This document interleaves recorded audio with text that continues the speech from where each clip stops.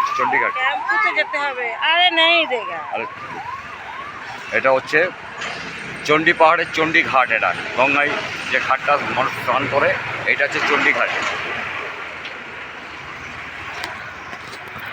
এটা হচ্ছে চণ্ডীঘাট, এখানে লেখাও আছে। এটা হচ্ছে চণ্ডীঘাট। ওখান থেকে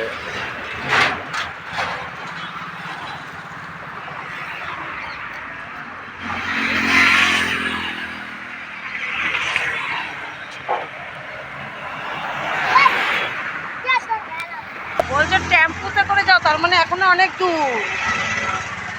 বলছে রোপে যাবে তো এরকম কষ্ট করে যাবে কেন, হেঁটে? টেম্পুতে করে যাও, তাই বলছে ওরা।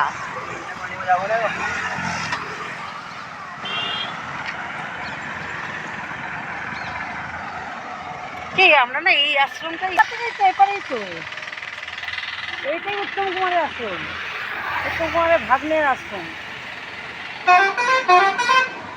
আশ্রমে আসলাম, খেলাম।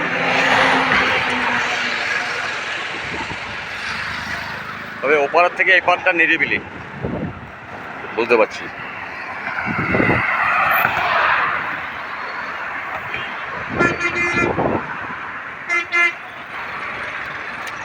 যাও, এগিয়ে যাও।